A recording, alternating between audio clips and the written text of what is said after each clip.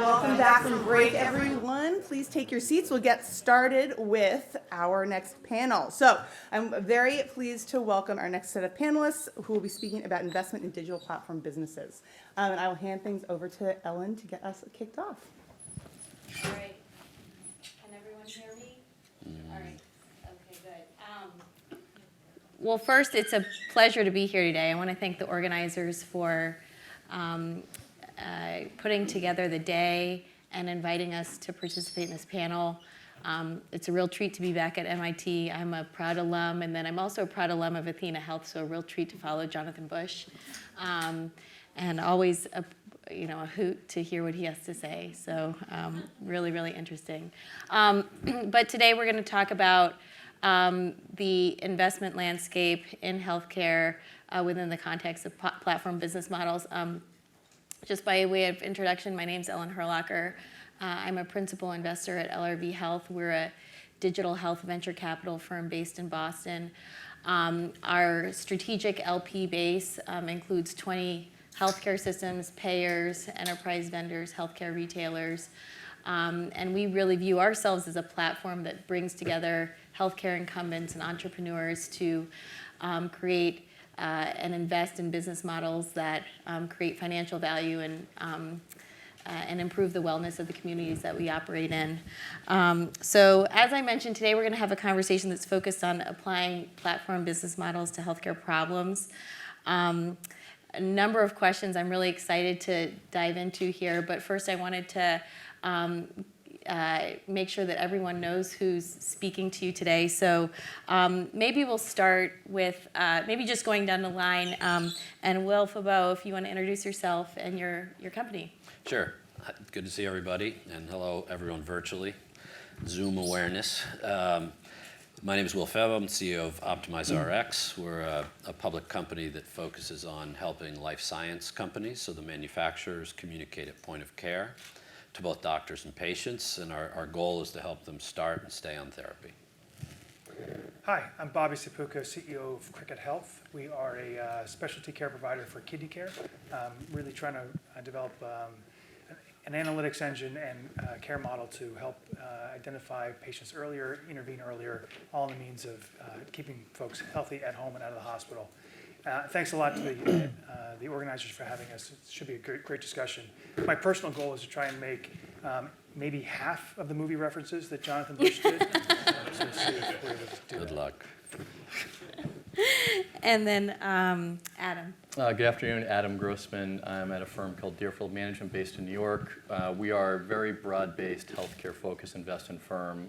We invest in every sector of healthcare. I spend my time in services and technology, but we have biotech and pharma and devices and diagnostics.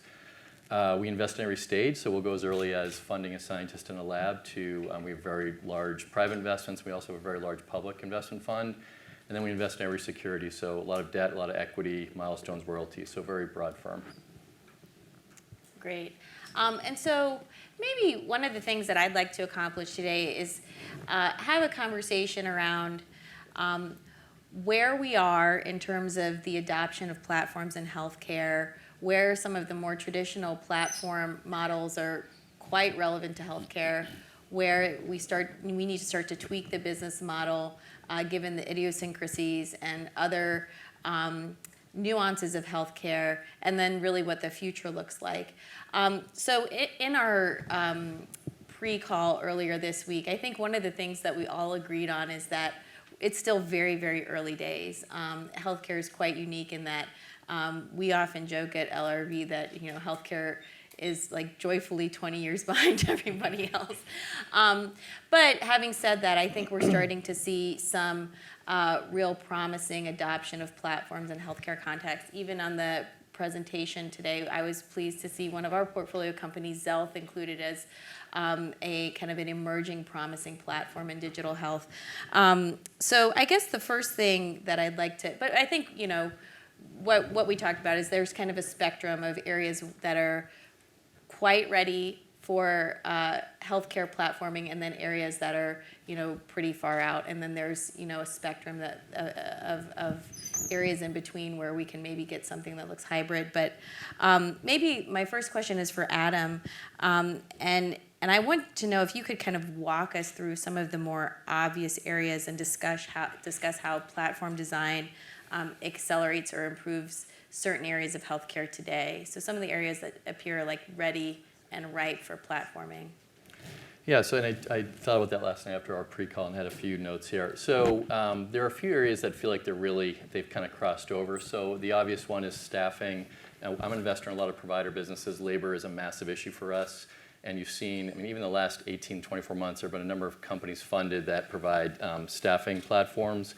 So there's a company just down the road in Quincy called IntelliCare, and they match post-acute facilities that need staff with nurses and LPNs, and et cetera, that need to find places to work. So staffing is a very obvious one. It's really taking off, and there's a lot of growth there.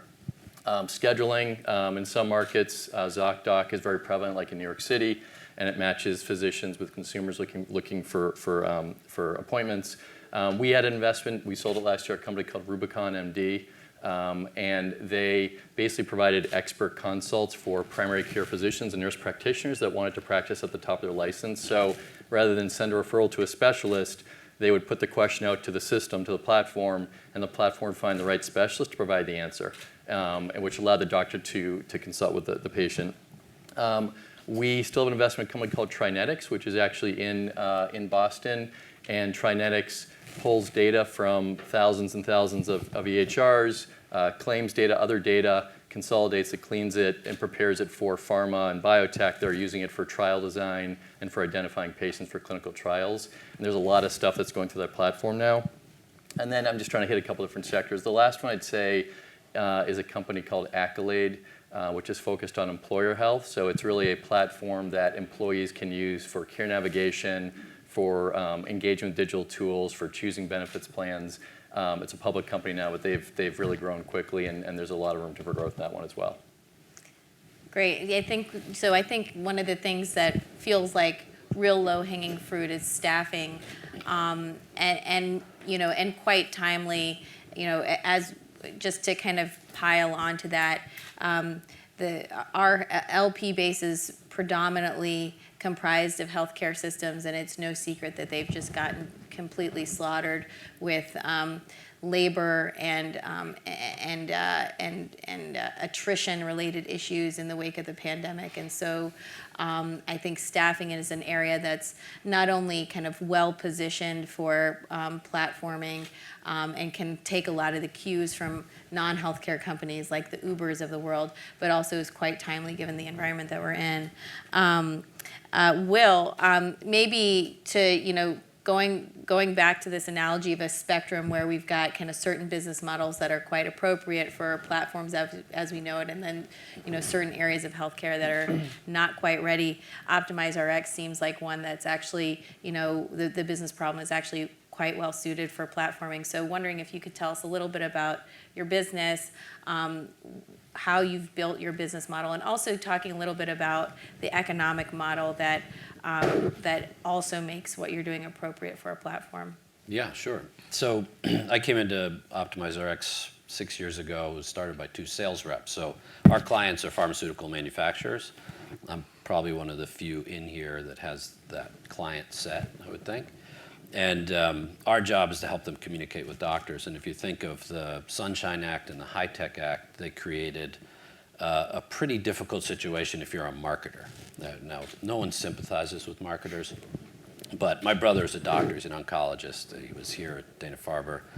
And when I looked at this opportunity, he said, well, just don't do it if you're going to slow doctors down, because I'll kill you. I hate my EHR. I didn't go to med school to do that. But there's a lot of stuff I need help with. I have trouble keeping up. Everything's expensive. Adherence is a big problem. Just communicating with patients. So when I looked at this company, it was basically started by 2 sales reps who saw their jobs ending. They cut a deal with Allscripts at the time. Jonathan was busy, so he couldn't meet with us.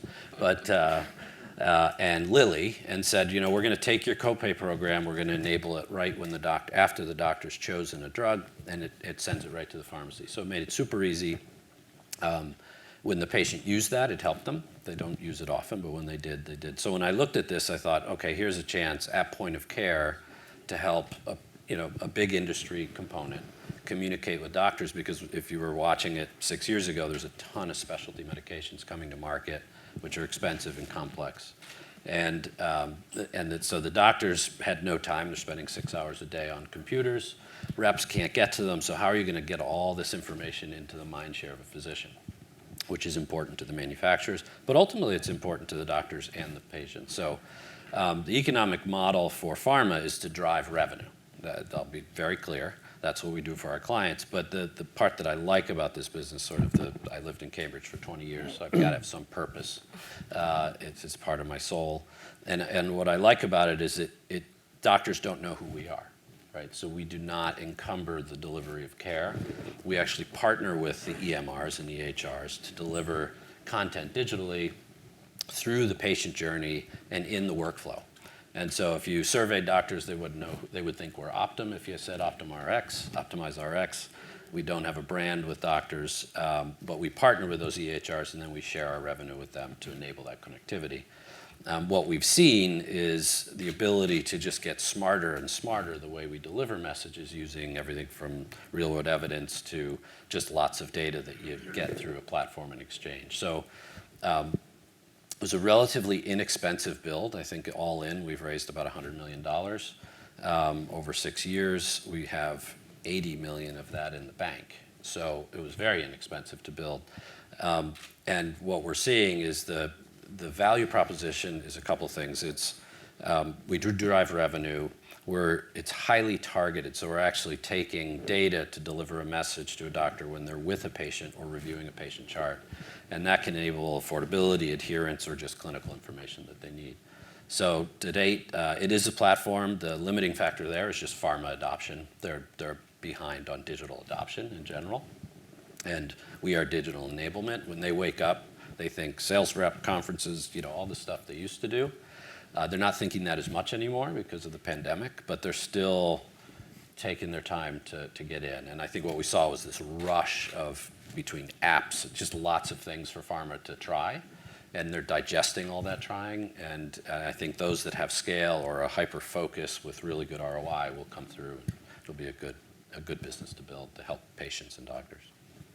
Thank you. And I think we will touch on maybe that a little bit later, but just around all of the cultural barriers and habits that need to be broken and rebuilt in order to kind of realize some sort of kind of digital nirvana. And so, but in the meantime, I think one of the other things we talked about is areas of healthcare where a platform is a component, but also leans heavily on product and service offerings to create kind of a more complete offering to providers, payers, healthcare consumers. And so, Bobby, I wanted to know if you would talk to us a little bit about Cricut and the role that the platform plays, the limitations of the platform, and then where product and service take over. Yeah, it was interesting. I was honored to get the invite to come here, but I was sort of scratching my head trying to figure out we're a services company. We embrace technology. We use technology as the enabling mechanism for clinicians and patients to have a more fulsome and rich experience, but I don't think we would have described ourselves as a platform company. Although, with a bigger valuation, sure, we're a platform company. Absolutely.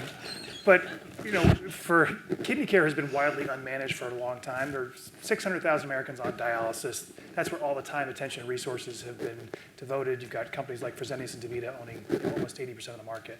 But for the 36 million Americans prior to kidney failure, they're widely unmanaged. There's never been a claim for chronic disease management.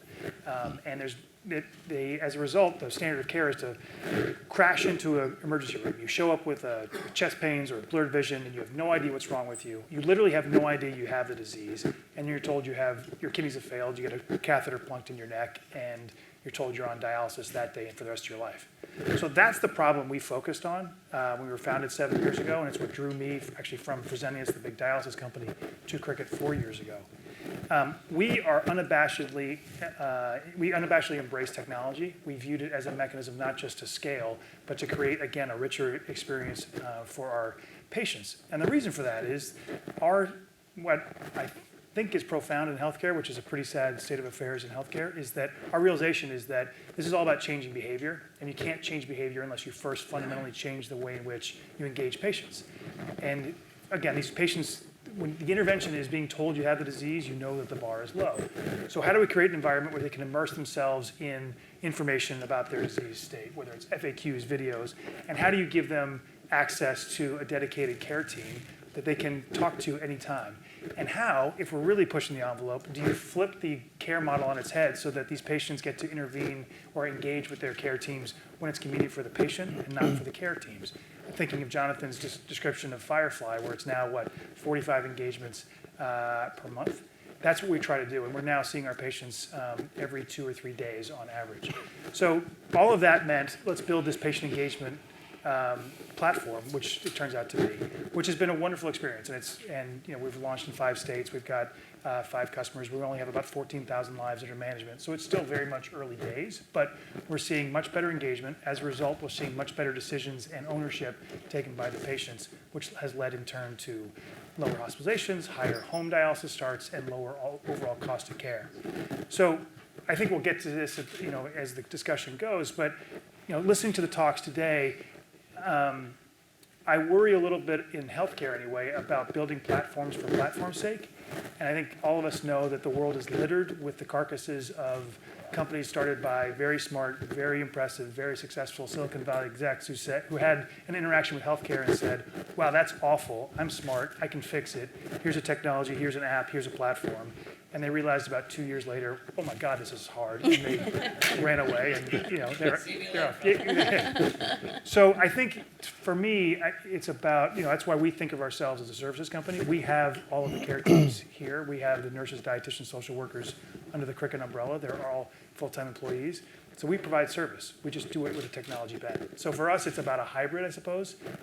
So I guess thanks for adding the vocabulary platform or the word platform to our vocabulary, because I'm not sure that's how we would envision ourselves, but clearly that's where the world needs to go.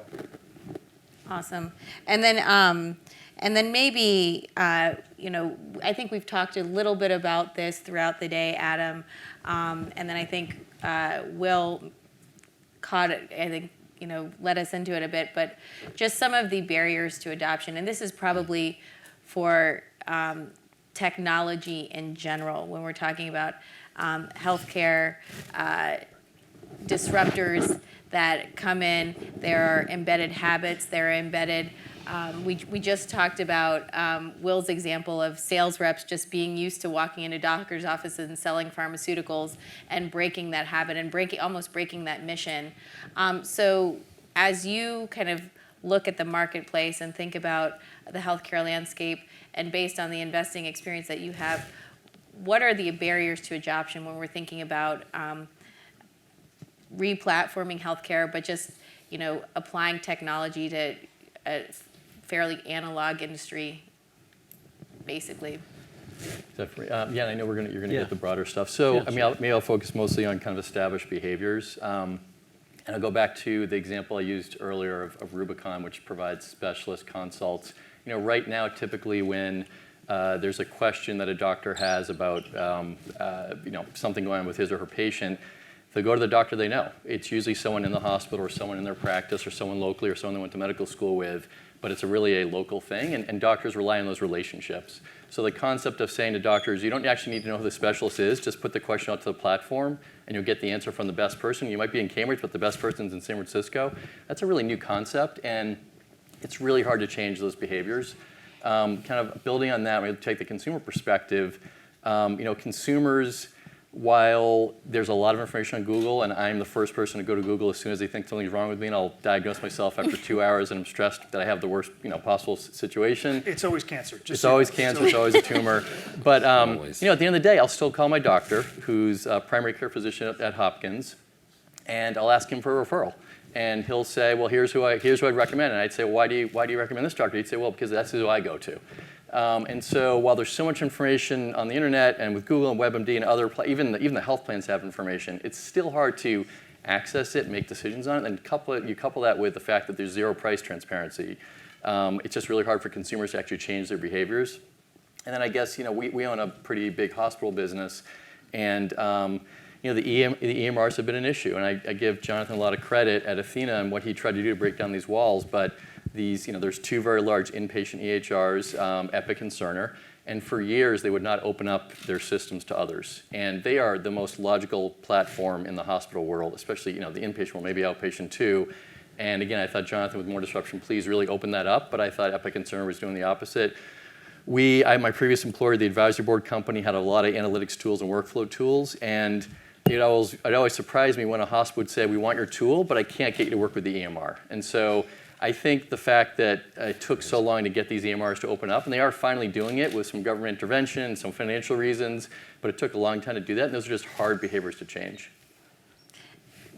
Bobby, I'd love your perspective as well when you think about kidney care in particular, and a disease that almost has its own little cottage in the healthcare industry, and would love to hear about some of the cultural or infrastructure-related barriers that you've faced as you've tried to transform how kidney disease gets identified and treated and managed. That's a really good question. I think a lot of what we are doing, and the space is, kidney care is now, I've been in the space for almost 12 years. I never ever thought I'd live to see the day that it's sexy, but here we are. We've had about $1 billion of investment in the space in the last 3 to 4 years, Deerfield included. So a lot of it is just doing what hasn't been done and was long overdue. No one had moved upstream. No one had used data and analytics to mine claims to identify patients with kidney-adjacent claims, even if they hadn't been diagnosed with a disease. So that's all fairly straightforward. For us, it's about really trying to, again, change behavior, which means change engagement. So as I think about whether platforms make sense in certain sectors, I would have said services needs to be hybrid, or I'd said it before, but I think there are probably some services where platforms are entirely appropriate. And it's not just sophisticated care. I can imagine an EMR platform or exchange, or emergency medicine platform or exchange where you have an acute episodic need to be referred to a provider. You don't care who it is. You just want the problem fixed immediately. We have something very, very different. We're chronic disease management, longitudinal, not acute, not episodic. And for us, we have a thesis, which, by the way, may turn out to be proven completely wrong, in which I'll be one of the guys with my tail between the legs walking away from healthcare saying, wow, that was hard. But for us, it's about, when we deploy our care teams, every patient gets their dedicated team. So if Bianca's your nurse day one, she's your nurse throughout. If Adele's your dietitian, she's your dietitian throughout. We think those relationships of trust are really, really important to unlock a change in behavior. If it turns out that that's not the case, that you could use Bianca, or you could use Steve, or you could use Jose in any part of the country, and you could see them once or twice or 100 times, then perhaps a true exchange, a true marketplace, a true platform would make sense. So I think, again, to the point, it's really, really early days. There are a bunch of different models. We have a very strongly held hypothesis, and I'm fascinated to see whether or not it pans out. Yeah, no, and I think, when I think about your business in particular and, certain barriers to adoption, I think what you described is really important, which is, part of it is if you create a really differentiated, effective, as pleasant as kidney disease can be, pleasant experience, that goes a long way. I think in addition, you guys have had some interesting tailwinds with the 21st Century Cures Act, and, providers and payers almost being kind of, like Jonathan said, kind of nudged into really considering new care models as well. So it'll be, interesting to see what the various pushes and pulls around adoption are in this space in particular. So, and then maybe another thing that applies, to platforms in general, but especially, Will, to your business model, where you talked a lot about the various participants on your platform, pharma, providers, patients. I think it's always interesting to figure out, what is the hierarchy of delight, so that you delight the right constituent, and then that has various virtuous effects that trickle down that make the whole platform more valuable. And I'm wondering if you could talk to us a little bit about your business model and who's priority one in terms of delight. Yeah, well, we like to say we're focused on the patient, so because ultimately that just feels really good. I think the reality is we focus on who pays us, so pharma. And the only way they pay us is if we delight and deliver to providers and patients. So it does fit. Payers are not in our world, although around our adherence, they actually like it because it keeps people out of the hospital. So when we look at the benefits for physicians, when we basically enable affordability seamlessly, it just happens as they prescribe, both branded and generic, so it's across the board. We have over 7,000 offers in the workflow, so it's saving hundreds of millions of dollars for patients, enabled by the doctor without any slow of care delivery, which is great.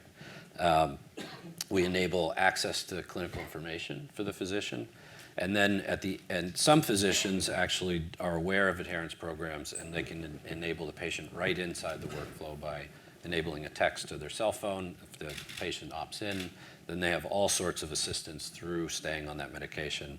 And what we found a lot with patients is they feel alone. They don't really listen to the physician because they're stressed out in the moment. Then they go to the pharmacy where it's chaos, and then they go home where they're alone, generally.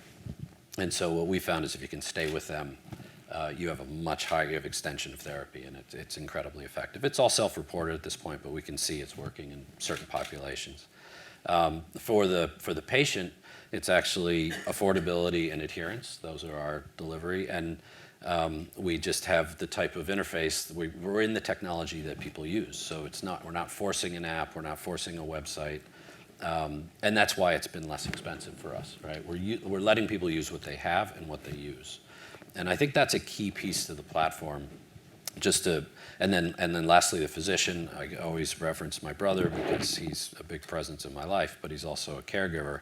And the more we can bring to them, and what I did when I first came in, I surveyed thousands of physicians and said, what don't you mind that pharma pays for that's in your workflow? And it was affordability, adherence, patient education, prior authorization help, just all the friction around the paperwork. And so we basically have never left those barriers. So I think if we stay in there and we innovate with our partners, we're a little different than maybe one or two others that are integrated in the EHRs, because we set up an innovation lab and just said, how can we help? What do you need? And we can find ways to finance it, or we'll finance it ourselves. So we've launched all sorts of new solutions. The one that's came out of the pandemic was something called Telerep. So you'd think reps are going away. I shouldn't be facilitating any effectiveness of reps. But the truth is, there's always going to be people, just like delivering care, delivering information. And so within the workflow, the doctor can initiate a text or email right to the rep and say, I have a dosing question. And it gets right back to them. Doctors love that. They don't want video. They're all done with it. They're tired of video. But I think you have to stay nimble. You have to invest heavily, and you have to be ready. And platforms are incredibly useful if you've got all three users willing to use them and they get value. And that's hard. I think we're fortunate. We're in a place where all three are willing to work with it. So maybe what I'm hearing is that, ultimately you need to delight your pharma sponsor. However, the underlying delight lies with creating an experience that is acceptable and low friction to providers, and acceptable and almost kind of embeds itself in the habits of your patients already. And That's so right. if you can do that and kind of almost be this Trojan horse into workflow and habits, then you're much more attractive to pharma. Absolutely. And if you take it now, so you could see that kind of business over time commoditizing, because you're basically delivering messages and it becomes like an exchange, a platform exchange. And we don't want to do that. We actually want to continue to have value. So what we've done recently is just add real-world evidence-based triggering, where we buy data, we compare it, we build an algorithm around certain mechanisms of actions or therapeutics, and we have that triggered from the workflow within. And so now you're not only delivering a message, but it's a much smarter message, more clinically oriented, very specific to that person. And we're actually finding patients for their doctors ahead of diagnosis. That's great. I mean, that's a very powerful, everyone there is happy in that equation. So yeah, we try to stay focused on it, but we're a public company, so you need to keep growing and you have all those wonderful pressures. If you're a platform, I'd stay private as long as you can. But there's benefits as well. Well, good. We'll get there in a bit too. Bobby, I wanted to go back to you. At our firm at LRV, we have a podcast that's called Healthcare is Hard, and it's basically a nod to the fact that anyone who's either participating in healthcare or wants to get into healthcare, it's not for the faint of heart. It's a very hard industry to work in. It's highly regulated. There's a variety of idiosyncrasies that apply to healthcare that don't apply to other industries where platforming may be a little bit less fraught. So I'm wondering if you could help us understand, as you think about a platform business model in the healthcare context, what are some of the idiosyncrasies that we need to think about solving for? And maybe you could use your experience in Cricket or more broadly. Yeah, I think you've heard them all day today. I think the opening talk was really good about that. Explaining. Yeah, it is highly regulated. The inability of this space to share data and be interoperable is an absolute crime, like a societal, just massive black eye. And the fact that we haven't had the political will as a society to demand that our leaders act and say, no, fine, Epic's being the stick in the mud, force them. It works in financial services. I mean, how often have we heard the cliche, you can take put a piece of plastic, put it in a machine anywhere in the world and get money out, and yet you can't freaking find your own medical record anywhere you go. That's a fault of our society. We have to fix that. So I think data is a challenge, although that's starting to open up. I think you're seeing, I think from our perspective, it's the practice patterns on the local level. All healthcare is local, will remain local for an awful long time. You can build all the national whiz-bang platforms you want, but at the end of the day, when you put hands on, clinician put hands on patient, that's as local and as personal interaction as you can imagine. And so how do you build a platform that accounts for that, that drives it, that allows for that where you need it most? Again, we think it's in chronic care management. It may not be needed in every sector of healthcare, whether it's acute, whether it's emergent, you name it. And I don't think we're there yet as a healthcare sector in terms of really identifying where the sweet spot is. I think we're getting there. I think all the progress you're hearing about today. We did a pre-call yesterday, and the four of us finished the call, and someone said, well, we're four cynics. This is not going to be a very good panel. Let's go depress them. Right. Go team. But I was thinking about it last night. It's not that any of us are cynical. It's just that I think we recognize that, as you said, healthcare is hard. It's complicated. It's going to take a while. So again, we're in the very, very early innings of this. If healthcare is 20 years behind the rest of society and the economy, kidney care is certainly at least 7 to 10 years behind general healthcare. So it's going to be a while. What's fun to me is to see the rapid pace of change, even in a ridiculously small outpost of healthcare like kidney care in the last 3-4 years has been just exponential. And you're seeing the dialysis providers who have long been the standard of care, their heads are spinning. And nephrologists who can't spell value are suddenly realizing, I better get smart about value-based care. Because I think Jonathan mentioned a bunch of the forcing functions earlier in his talk. The other piece here is value-based care. The mechanism now to get paid for, I said earlier, we don't have a chronic care management claim. Well, now we can get paid a little bit money today in the hopes of saving a hell of a lot more tomorrow. You've got the investment thesis for dollars to flow in. That's the excuse for entrepreneurs like Will and I to be able to build it. So that's where we are. The seeds are being sown, and now it'll be interesting to see which seeds germinate and which don't. I think it's a really good point about the value-based care. I mean, I think when you look at platform businesses in other industries, it kind of, you look at these marketplaces that almost hinge on rational choices. I'm going to transact with the vendor that best meets my needs. And when you've got a healthcare context, so much of what we're set up to do is irrational because of all of the various idiosyncrasies, including payer dynamics, which we really haven't even gotten that far into today. But Adam, it looked like you wanted to say something too. Yeah, I was just going to say, first of all, I think there's on my team at Deerfield, there's a direct correlation between age and cynicism. I mean, because you've seen it all in healthcare, and there's always disappointments. The only thing I'd add is that there's been so much funding the last few years. There are so many companies out there, and I don't know which one it was today. Maybe it was Jonathan said that someone had 16 or 17 companies come in one day and pitch. Yeah.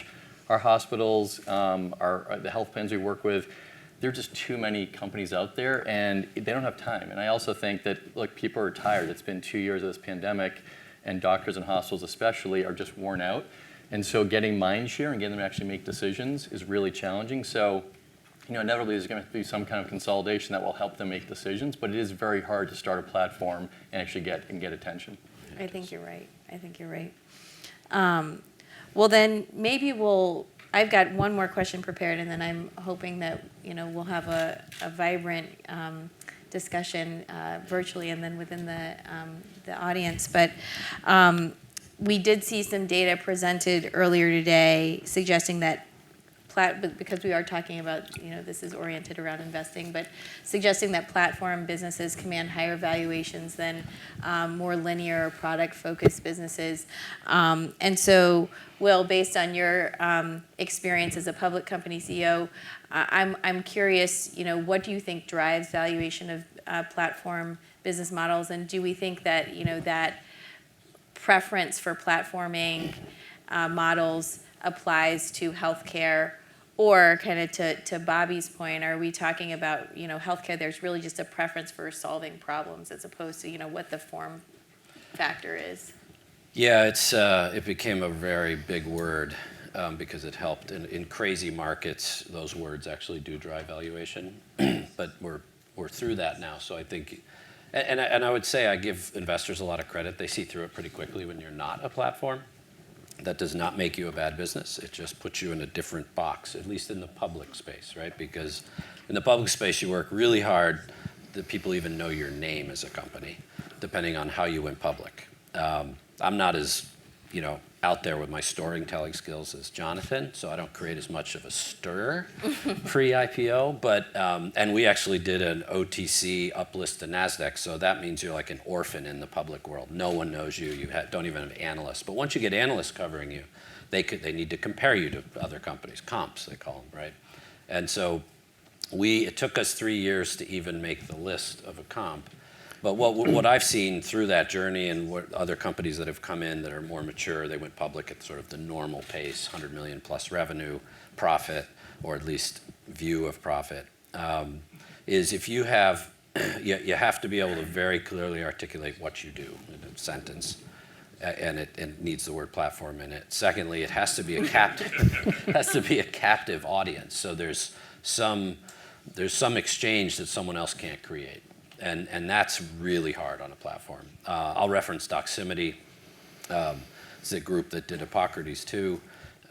They've created a brand with doctors that's incredible, right? So they've created a platform. They built a business. Pandemic was a good friend of bringing more services and solutions into that business. Then they went public. They have the highest multiple because I think they have good brand value. It is a platform. Their P&L is solid.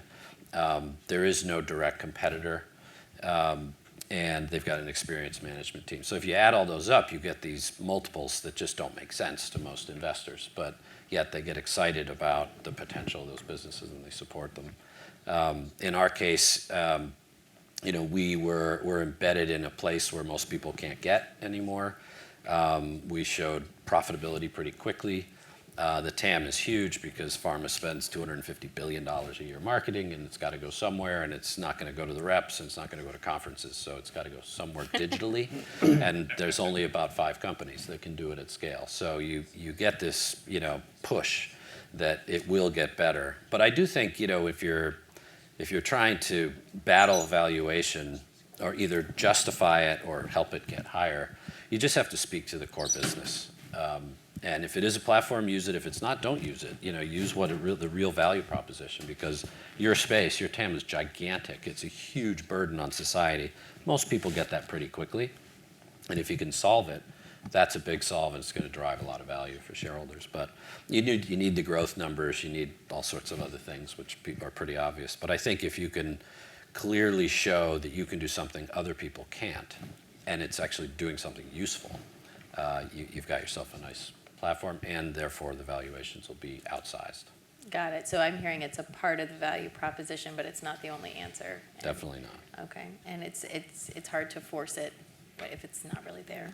So. It is. And the public markets have just gotten harder to manage because you've got Robinhood, you've got retail coming in, it's gotten tricky. And in this kind of market, it's actually less tricky. You just talk about the business.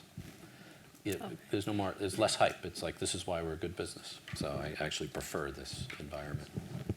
Well, good. I lied. I have one more. And then in the meantime, feel free to start to populate the what is this thing called? Slider with questions. Slido. Oh, okay.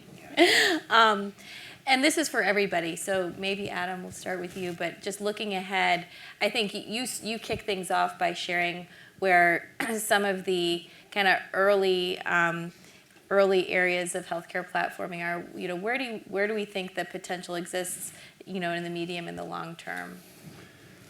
So I use two broad examples and then maybe one specific. So I think pharma services. We have talked a little bit about that, but I just think that that's a market that it's still wide open, and there are thousands of biotech and pharma out there. They have a lot of money. They're complex organizations. They have many price points and selling points, and so I think a platform in that market, there'll be many, I think, over time.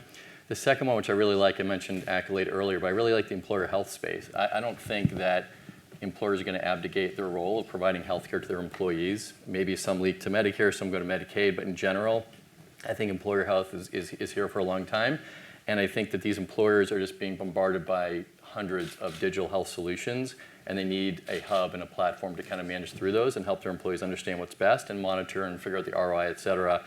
And then maybe the out there one, I kind of throw CVS out there just because they have thousands of boxes, they have a lot of assets, they have a lot of touch points, they have the online piece. And if they actually get their strategy right, they are an incredible platform in healthcare.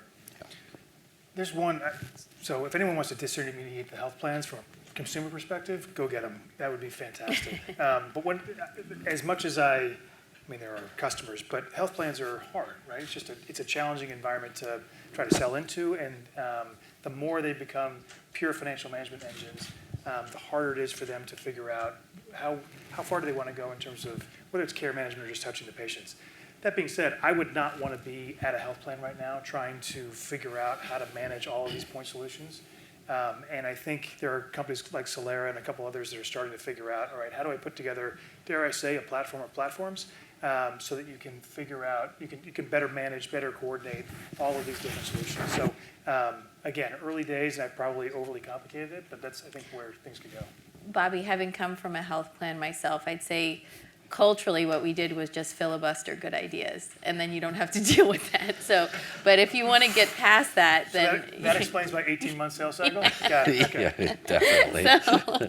but if you want to get past that, I think you're right. It doesn't have to be like that. So, Will, how about you? I think we've covered a lot. I do think that, relative to platforms, part of our thesis and others that have worked is if you look at your client set and you look at what they want to outsource, so what they're not really good at, that takes a long time. So if you think of pharma, they outsource the clinical CROs, right? I think 90% of it is now outsourced. Commercially, they're still handling 70% in-house, and our thesis is that's going to 30% in-house, 70% out.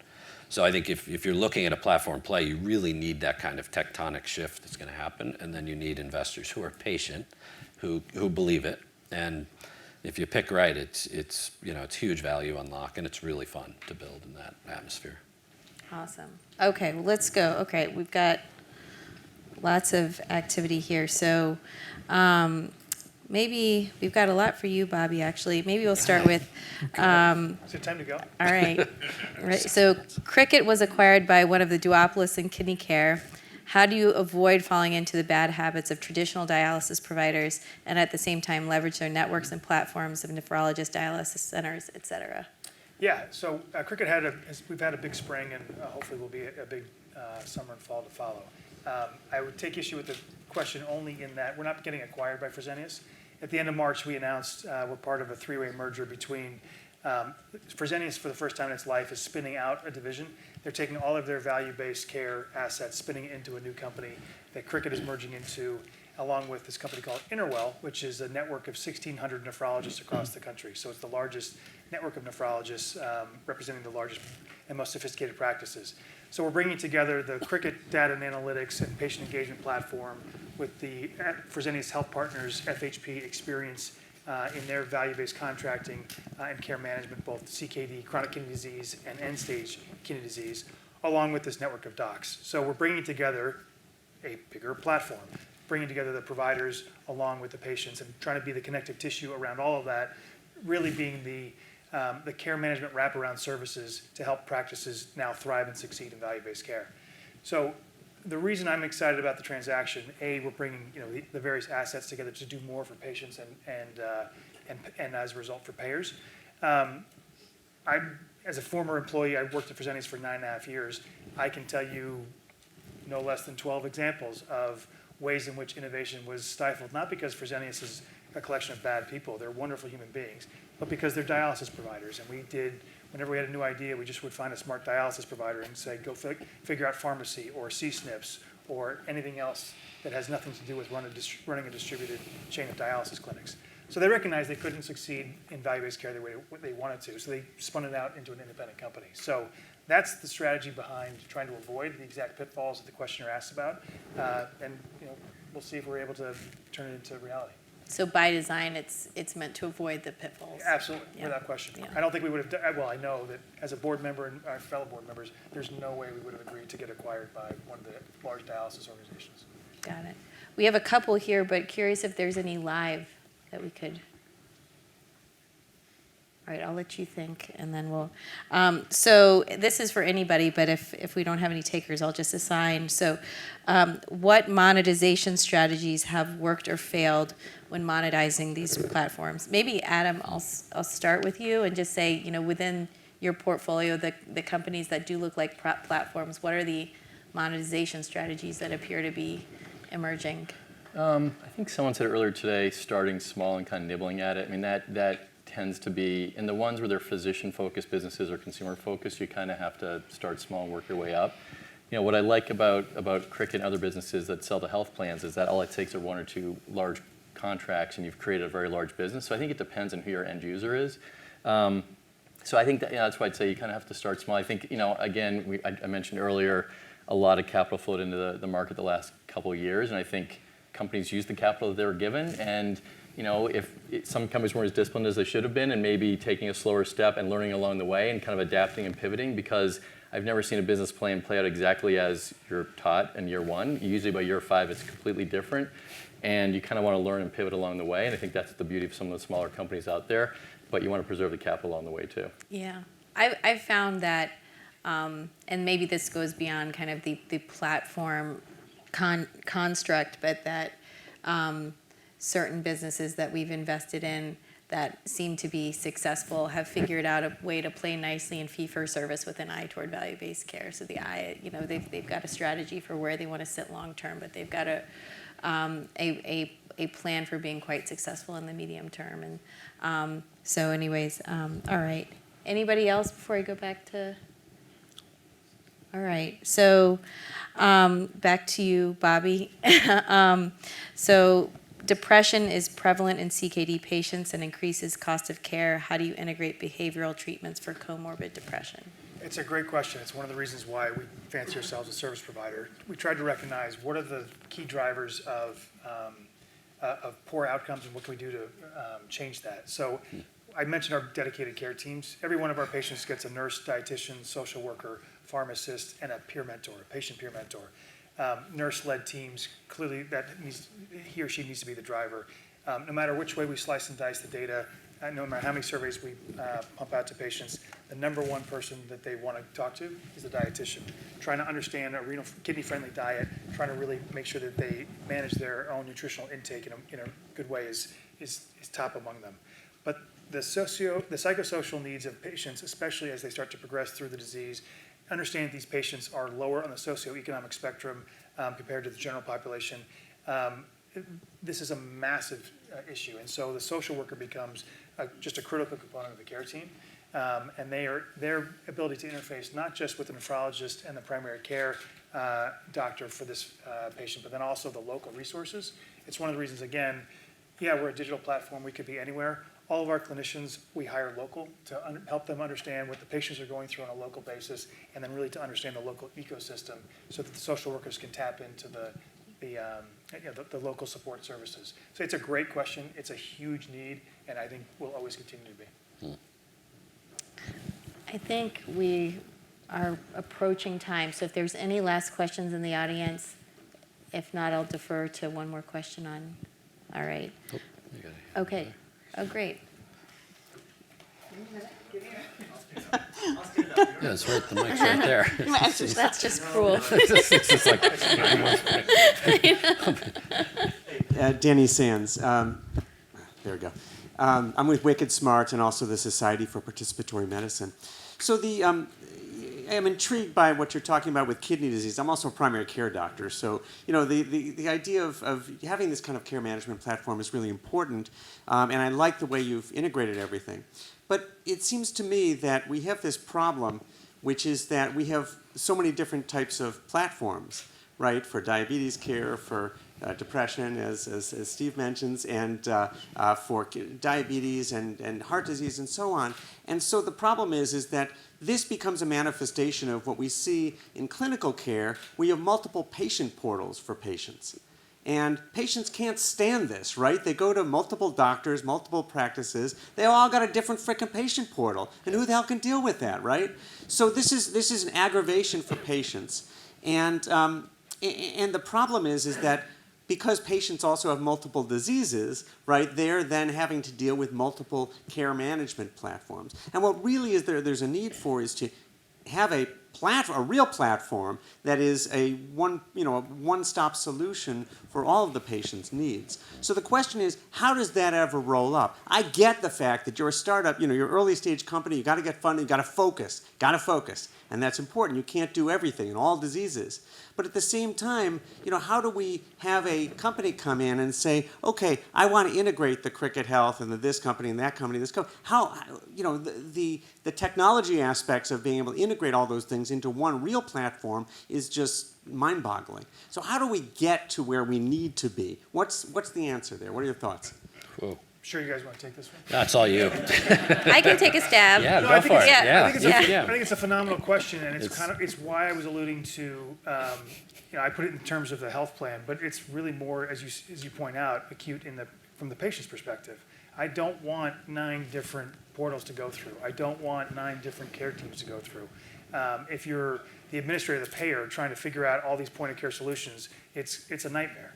And so I think, again, we are the early days of value-based care, of platform development, of telemedicine/virtual care, and at some point it's going to start, you're going to see consolidation in the verticals, and you're going to start to see overall better coordination across the verticals. So I think your question is right. What is the forcing function? I'm not entirely sure.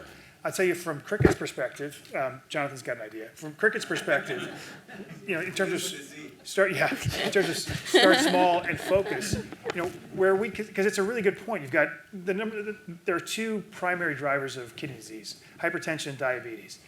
We could go upstream and try and work on diabetic care, but there are companies and doctors and ecosystems already are built around that. For us, we try to focus on, and I think where our space has evolved into is, where does the kidney become the primary driver? Where does the kidney take center stage? And that's stage 4, stage 5, so late stage chronic kidney disease. At that point, it's not that the primary care physician falls off, not by a long shot, but the nephrologist now takes center stage as the principal care provider.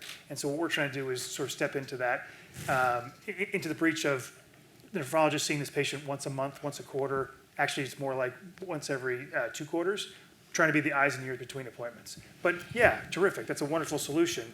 Now what happens when they have to work with their endocrinologist and everybody else? So I think it's going to happen.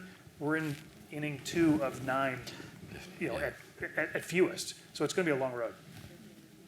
Yeah, I mean, I think that makes a lot of sense, just who has the patient's mind share in that moment. And I think when you're talking about the disease burden that you deal with, I think it makes a whole lot of sense once you're stage 4, stage 5, that it sits with Cricket. I think there's also, I think it was said earlier today, just another ideal is that the health system starts to view itself as the platform and starts to have some system design around what the patient and what the provider experience is, and then therefore what solutions they need to shop for. I don't know what the forcing function is for that, because I think we've all kind of bemoaned that incumbents are slow to disrupt themselves. So, but I think ultimately, when I think about all these disparate solutions, the nirvana is that, a system actually starts to act like a system. So, anyways. Well, thank you guys. This was a blast. I appreciate you guys indulging me with questions, and I appreciate you guys. Thank you.